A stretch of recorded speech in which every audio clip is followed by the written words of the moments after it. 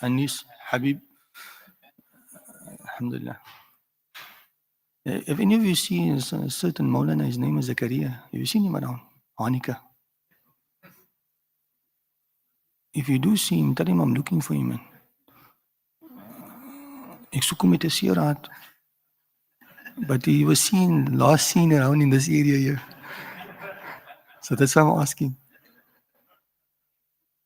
If you see him, otherwise, if he doesn't come by Maghrib, we report him at the police station. Apparently, he's associated to this grounded brew thing outside also. No. If you can make, when you're on a Hajj, if you can make money, then you can make money on itikaf also. No? That's probably the fiqh of it. I think so. I was trying to figure it out.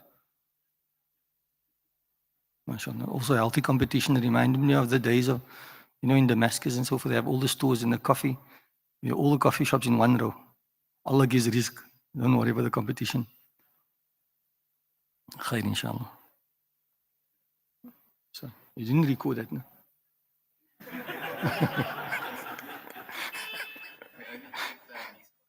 Only the Anis, okay, alhamdulillah. No.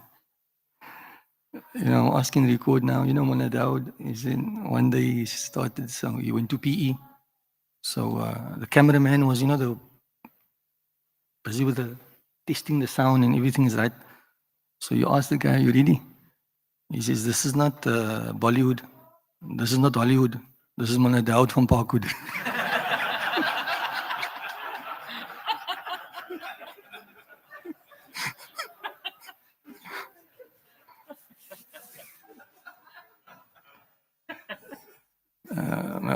Allah preserve our ulama, alhamdulillah, and protect them and, benefit by them and through them, inshallah, bi'idhnillah subhanahu wa ta'ala.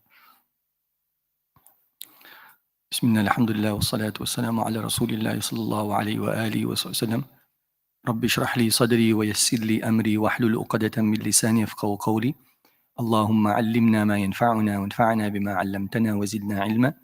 Allahumma inna nas'aluka 'ilman yanfa'una yarfa'una. اللهم إنا نسألك علما نافعا ورزقا واسعا وعملا متقبلا وشفاء من كل داء وبعد السلام عليكم ورحمة الله تعالى وبركاته.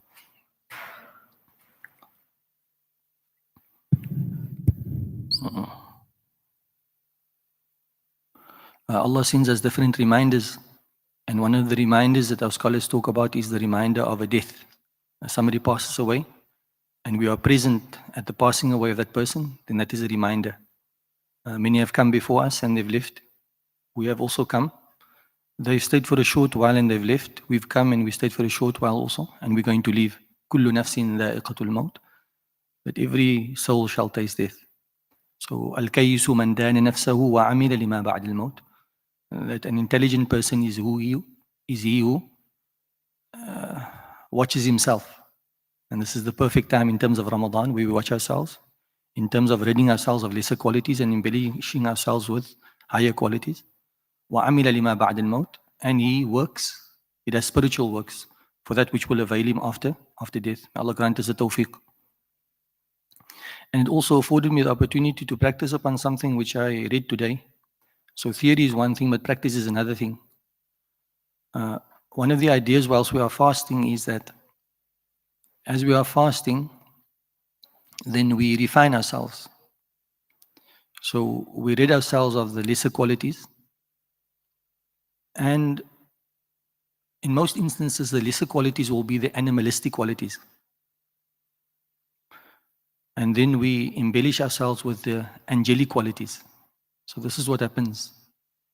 So I read this, and they say that when you start ridding yourself of the animalistic qualities and you have angelic qualities, then it impacts on the way that you see things. Because what you see really is a reflection of yourself. So if I have an animalistic self that's looking at other things, then my interpretation thereof is going to be very animalistic. Al-maru yaqisu ala nafsi. Man uses himself as the major premise. But if I'm looking through an angelic lens, and then I see things differently. So how we see things is really a reflection on our own selves. In the month of Ramadan, what happens is because we're fasting and we have refined souls, we see things differently. or at least we try to see things differently. So before, this one gentleman was very distraught due to the loss. So he was visibly distressed and crying, but he's also making a noise. So now the animalistic self within me, when I look at it, it's making a noise. If you want to make a noise, you make noise outside of the masjid. Masjid is not for crying and making a noise. But when I turn to my angelic self and I say, Subhanallah, must have been a great loss. And, such is the loss that he's unable to contain himself. And therefore, had that been me, I would have probably, brought the roof down. So it afforded me the opportunity to practice on adopting a different lens when looking at things. And as opposed to the normal animalistic lens that we have, to change that lens. And those of us who have spectacles, when you go to the optometrist and you go for an eye test, they put that massive machine in front of you and then they flip the lenses like that. So what happens is when we are fasting, there's an opportunity for us to flip that lens and remove the animalistic lens and introduce that angelic lens into what into the way we see things. And it's not asking you to be naive. And no, absolutely. It's just asking you to have a good thought in relation to certain things, where a good thought is in most instances validated. But at the same time, you don't want to be naive, and Allah subhanahu wa ta'ala knows best. So Allah grant us the understanding, inshallah, and may Allah subhanahu wa ta'ala enable us that we are able to explore through this month, which is quickly coming to an end, that we can experience that angelic part, which is very much part and parcel of our composition. That's how we are made up. All of us have souls, ruh. All of us have nafs, ego. And all of us have qalb. All of us have hearts. And the idea when we come out to the end of the month of Ramadan is for the heart to be subject not to our egos, but to be subject to our souls. So this is the internal battle that happens all of the time. And Ramadan helps so much in terms of giving the soul the upper hand over the ego. And then the soul reigns supreme over the heart. And that results in a heart which is referred to as qalb salim. May Allah SWT grant us that, inshallah. So without further ado, inshallah, we continue with our reading of this very important chapter dealing with talaq. So in terms of the issuance of a divorce, so the text says, وَلَهُ أَن يُطَلِّقَ بِنَفْسِهِ. A person, referring to a husband, may issue the divorce himself. وَلَهُ أَن يُوَكِّلْ. He also has the right to appoint an agent to do so on his behalf. So in other words, if you wanted to, divorce is a concept which accepts agency. You can appoint somebody to act as your agent. You're the principal, and the person acts as the agent. In this particular instance, even if the agent is a female, walau imra'atan, even if it is a lady, so the husband tells his sister that I appoint you as the agent to divorce my wife, and then she issues the divorce will fall. Now, وَلِلْوَكِيلِ أَن يُطَلِّقَ مَتَى شَاءَ. So let's say I appoint somebody as an agent, or rather, person A appoints an agent to divorce his wife. Then the agent can exercise this agency at any time. يُطَلِّقُ مَتَى شَاءَ. He can issue the divorce whenever he so wishes to.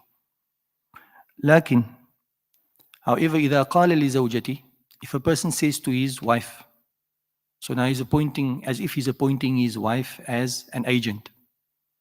طَلِّقِي نَفْسَكِ. Divorce yourself. A husband says to the wife, divorce yourself. فَقَالَتْ عَلَى الْفَوْرِ. And then she says immediately.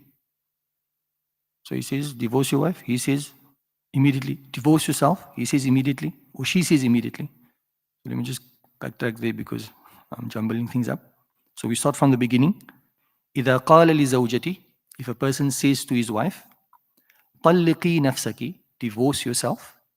فَقَالَتْ. Then she says, عَلَى الْفَوْرِ. Immediately. طَلَّقْتُ نَفْسِي. I have hereby divorced myself.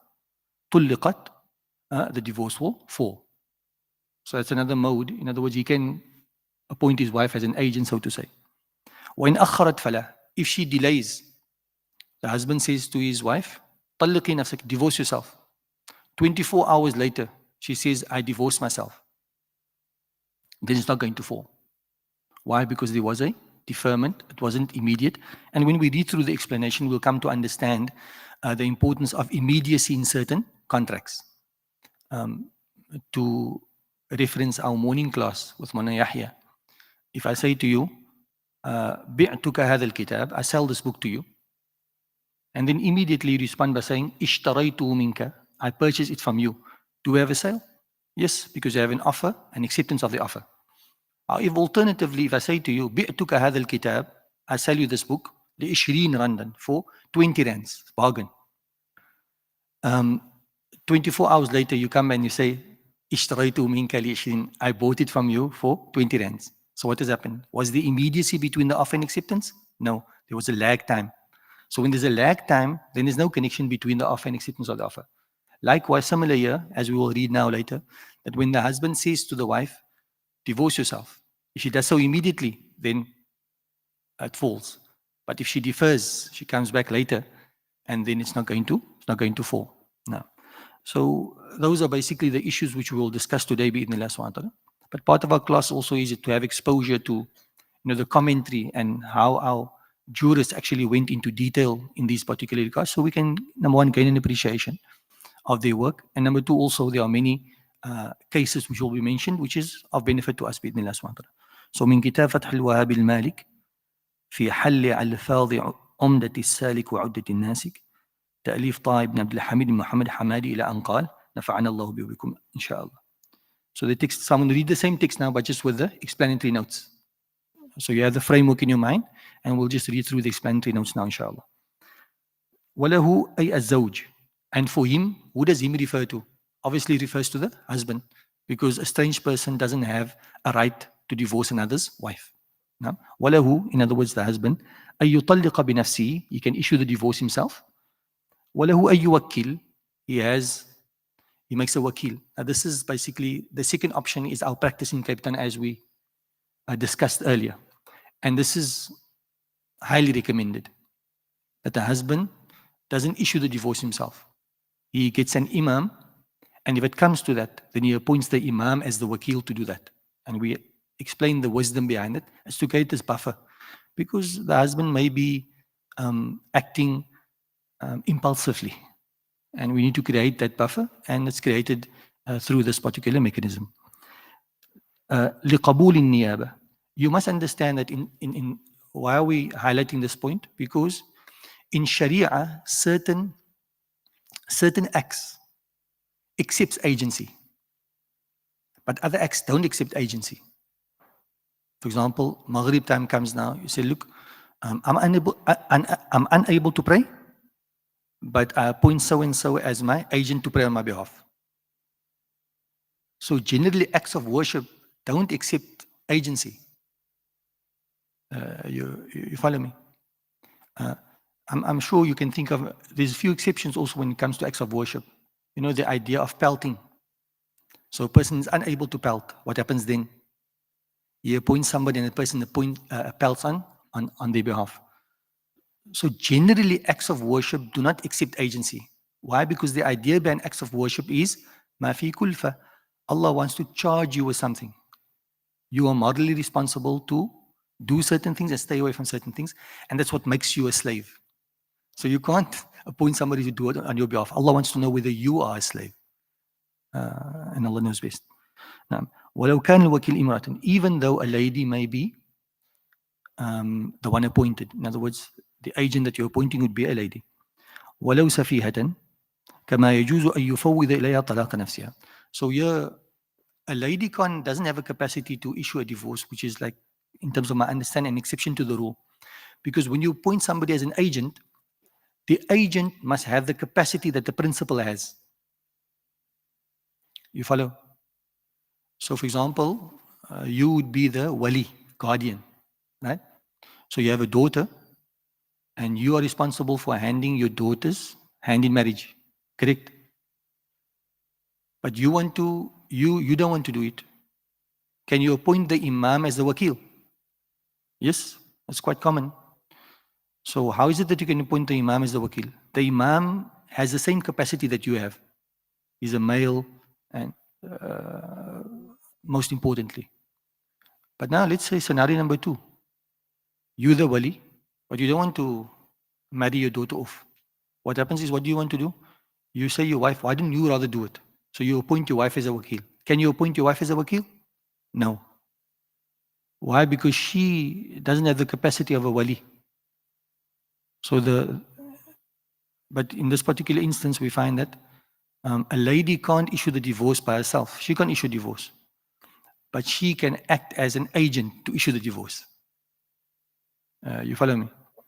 And they base this on the fact that, how can you appoint as an agent? They say that because she can divorce herself if the husband so permits her. So if she can divorce herself, it means that she has the capacity to do it. That's probably the answer that we're looking for, if you think about it. Now, وَلِلْوَكِيلِ إِذَا قَبِلَ الْوَكَالَ أَن يُطَلِّقْ مَتَى شَاءَ. So the wakil here, if you've been appointed as the wakil to issue the divorce, then you can divorce whenever you so wish to. لأنه توكيل مطلقا. And this is now important in terms of understanding the construct, because when you appoint somebody as the wakil, as the agent, right, then an agency isn't limited to time. So the agent can do it whenever he so wishes to. So it's important, and this is a very important consideration as far as the Sharia is concerned. When you do certain things, the Sharia has a construct to it. So if a person appoints another as an agent to issue the divorce, agency doesn't require immediacy. You appoint an estate agent to sell your house. Does it mean that the estate agent must immediately sell the house? No, the estate agent, it must take a month, 2, 3. But the contract is still in place. Why? Because the agency contract doesn't require immediacy. You with me? And this is important to understand now, because later on we're going to juxtapose it to ownership. If I sell something to you, so there's a transferal of ownership from me to you. So if I make the offer to sell, in other words, to transfer the ownership of this phone in lieu of 10,000 rands, right? This is not an agency. This is transferal of ownership. And when it comes to transferal of ownership, then immediacy is stipulated. You follow? So that's why when a person says to his wife, divorce yourself, is that an agency, or is he transferring the right of divorce to his wife? He's transferring the right of divorce to his wife. Now, when you're transferring a right of something, then immediacy is stipulated. And therefore, if she divorces herself immediately, then the divorce will fall. Otherwise not. Because it's not an agency where you can defer and delay. It is a transferal of a right. And you can see how it makes complete sense. Because ownership of something is like really sacrosanct. So if somebody transfers it, you need to accept it immediately in order for that to exit from that person's ownership and enter into your ownership. Very important in terms of the Sharia. Because ownership is something which is considered to be sacred.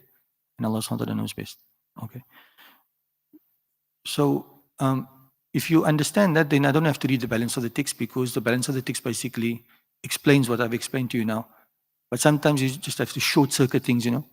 Like when you have a car, you lost the keys, you just, and then vroom, vroom, and there you go. End of the class, alhamdulillah.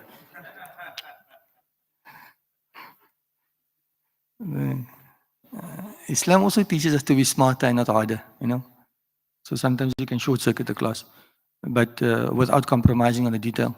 Lo and behold, طلع البدر علينا. MashaAllah. مرحبا.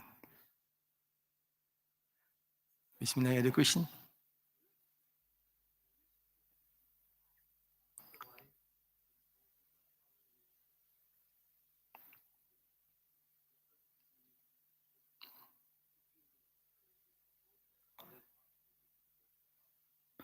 I'm thinking what comes to my mind would be that in terms of outcome, it's exactly the same.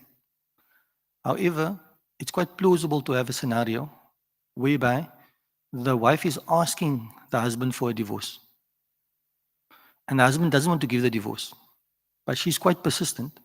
And then he says to her, look, if that's what you want, then طلقي نفسك, then divorce yourself. So in that particular scenario, if she immediately says طلقت نفسي, that I have hereby divorced myself, and then the divorce falls. So it would appear to be in a scenario like that.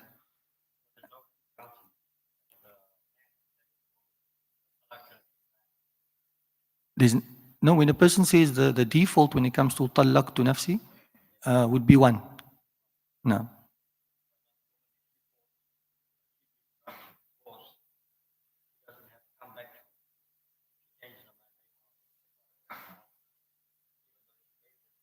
Yes.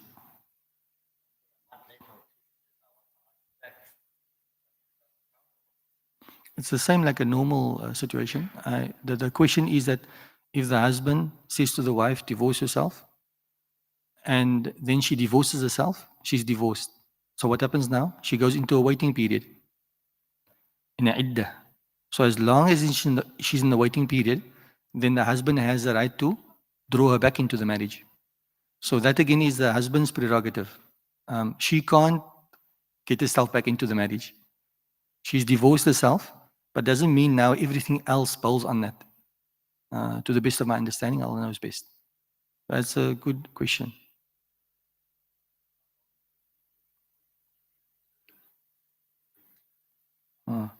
Okay, so that's sometimes when you short circuit things, and then you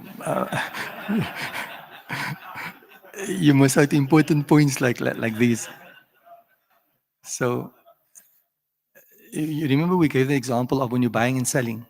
So I say to you that I sell this phone to you for 10,000 rands, and then you respond immediately by saying, I hereby purchase it from you for 10,000 rands. So there's like an immediacy. But the immediacy they say is like a conventional immediacy, a custom immediacy. Like if you look at me and like maybe you take 30 seconds or even a minute or a minute and a half, and you say, okay, I hereby purchase it from you, then that would still be considered immediacy, because it's not technically speaking immediate. Immediate means that the moment I say, بعتك هذا الهاتف, and then you say اشتريت منك, that's immediacy. But we don't require that type of immediacy. We require like a custom immediacy. You with me?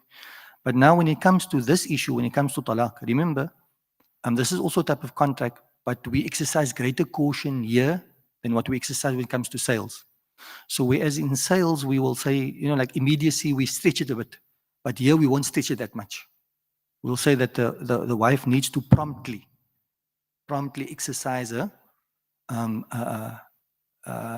divorce. And Allah knows best. Bismillah. Fadlan.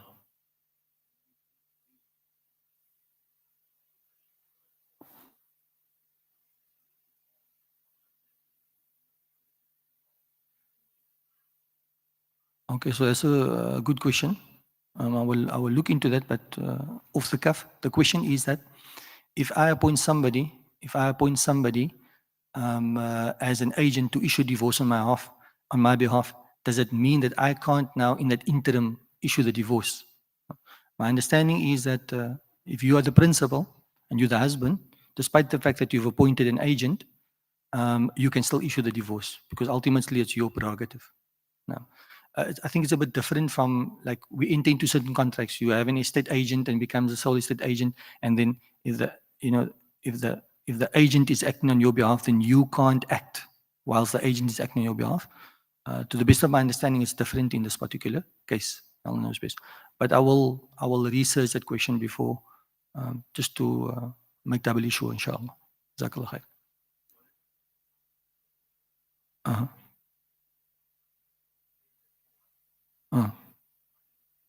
Yes.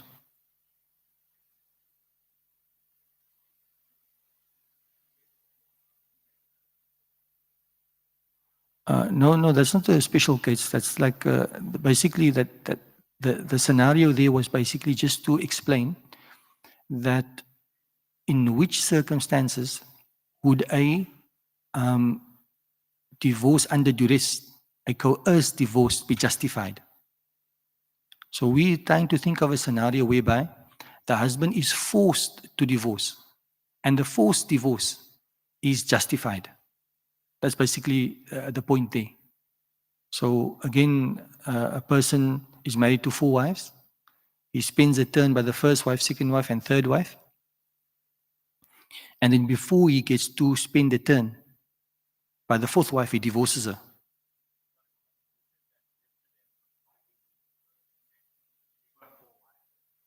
I mean,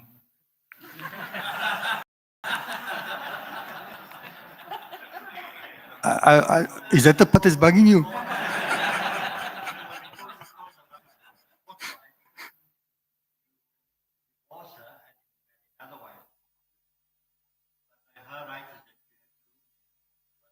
Yes. My point is, if you not say that you served the right, but you used and you divorced her, you took another one.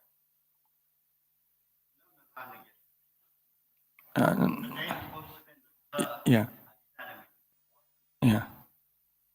she goes to the right? Yeah. They tell you, take her back. Otherwise, the new one. My point is, if you don't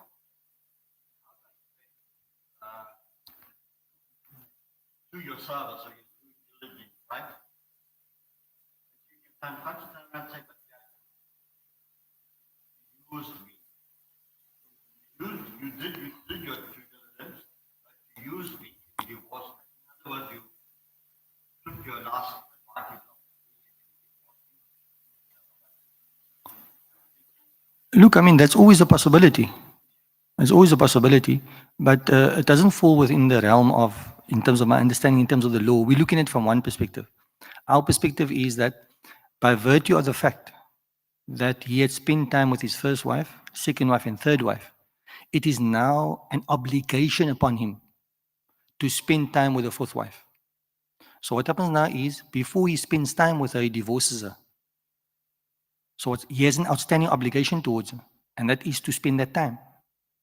So what we're going to do now is, we're going to say that you must spend that time with her, but she's divorced. So now he can only spend time with her if he remarries her. And he can only remarry her because remember, 4 is the limit. And he already got married to another wife. So he's going to be forced to divorce the last one and then remarry her in order to fulfill that obligation. So it's more focusing on almost like ما لا يتم الواجب إلا به فهو واجب. That it is necessary for him to spend the time with her. That can only happen if he's married to her. And that can only happen if he divorces the fourth wife. So he has to divorce the fourth wife, and that's the justification. So basically, they're just trying to create or explain to us a situation whereby a judiciary, a judge, would be justified to coercing, because coercion is not the normal rule. Coercion is exception. So there must be a apparent cause for coercion, and this is the situation which the scholars give. Came from Durban. He wanted that he marries her. Mm,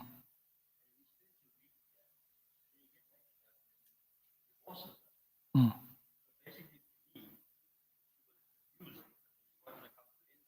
mm. I think the important part is that that's incorrect in terms of what he did. But again, if you go to a court of law, how are they going to judge that? They're going to judge that by the apparent. Did he get married? Were the conditions of the marriage fulfilled and so forth? In terms of his intentions between him and Allah subhanahu wa ta'ala. And if he divulges those intentions, then we will tell him that that's incorrect. And Allah knows best. Okay. Bismillah. Full on.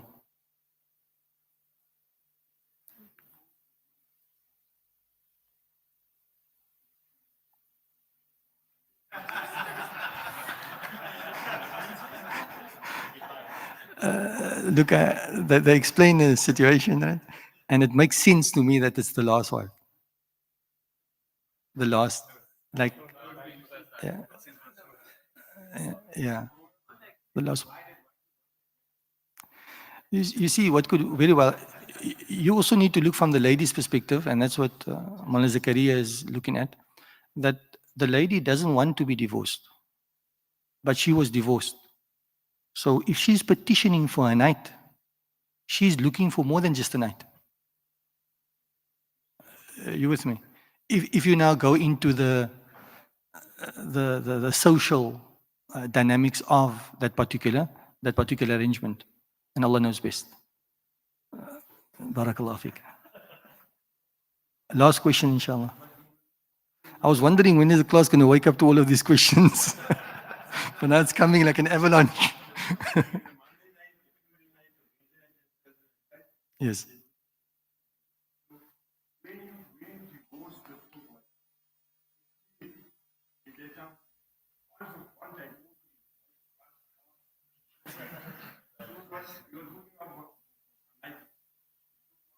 Mm. Mm. Yeah. Yes.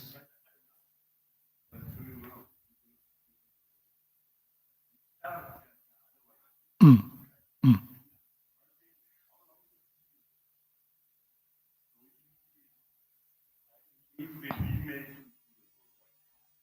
In relation to the husband, those one of those the when it comes to a waiting period doesn't apply to the husband. It only applies to the wife. Normal waiting period.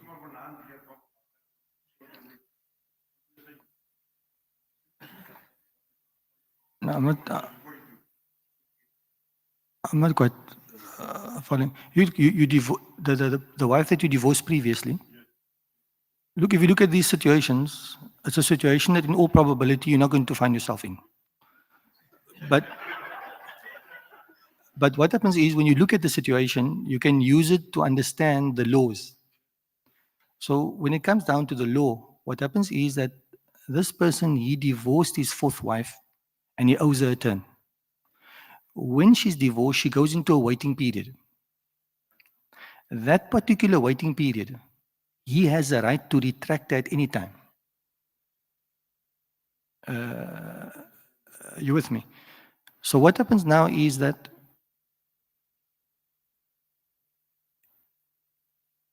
he got married to another wife now. And his fourth wife. But due to him having the fourth wife, he can no longer retract his previous fourth wife because he has four now, not because he cannot retract her. And therefore he's going to be coerced to divorce the fourth wife and then retract the previous fourth wife. If you follow the situation. No. No, I think you must take it step by step. Don't jump to the fourth wife. Get the second one first.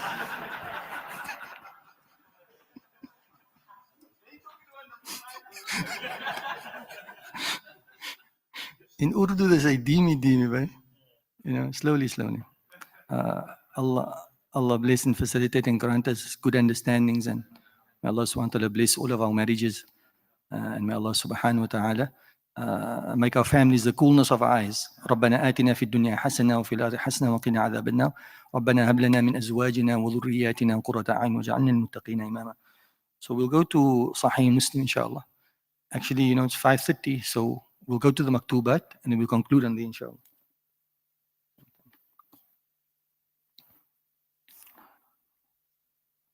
The interaction is important. Al-ilmu bayna ithnayn, knowledge is between two. And the more you interact, the better you understand. And it's important that al-ithnan la yata'allaman, two types of persons don't learn. Al-mustahi, a person who's ever bashful, he feels inhibited, he doesn't want to ask. Wal-mutakabbir, and a person, you know, he's too proud to ask. And if I'm going to ask, people are going to think this, that, and the other of me. So asking questions and interacting is very important. Barakallahu feekum.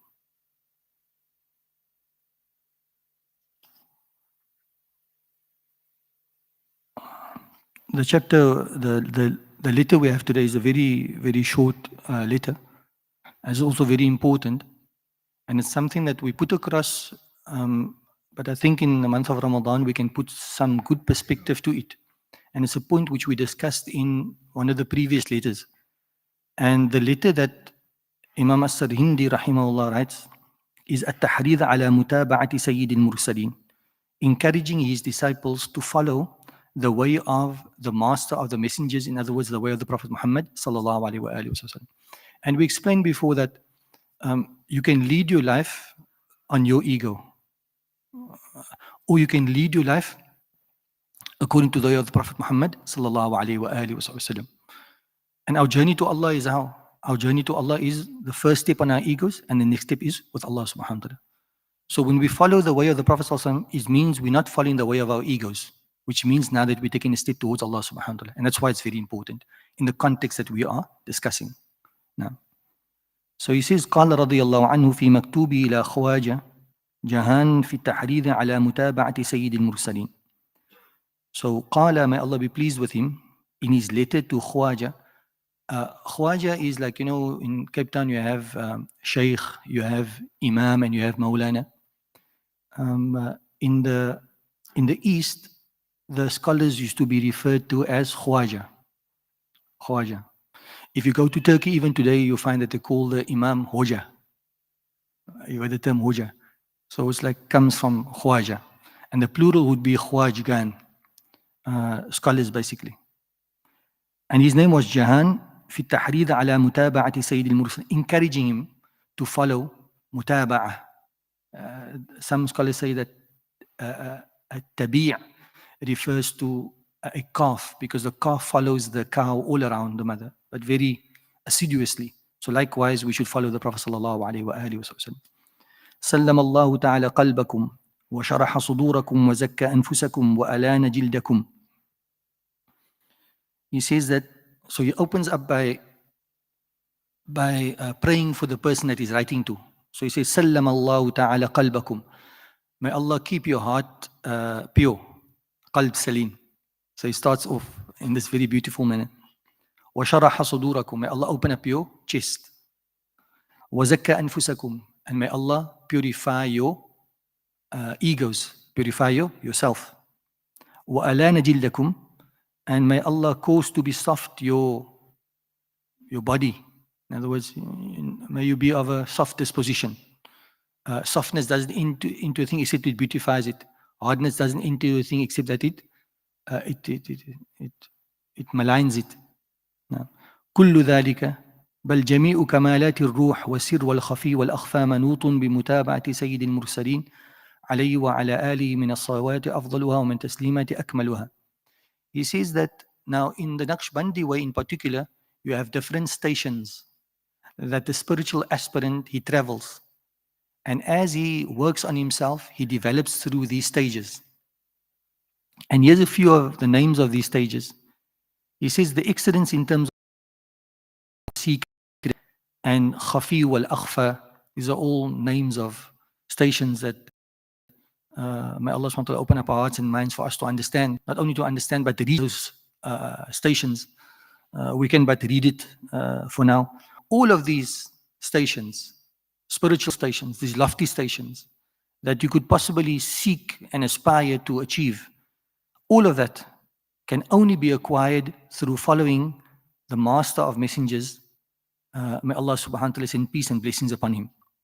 فَعَلَيْكُمْ, and therefore he says, so in other words, spiritual progress is not possible without following the Prophet Muhammad sallallahu alaihi wasallam. In other words, it's only possible if you follow the Sunnah. Without following the Sunnah, there's not going to be any spiritual progress. No. فَعَلَيْكُمْ بِمُتَابَعَتِهِ, so you should follow him, وَمُتَابَعَةِ خُلَفَائِهِ الرَّاشِدِينَ الْهَادِينَ الْمَهْدِيِّينَ مِنْ بَعْدِهِ.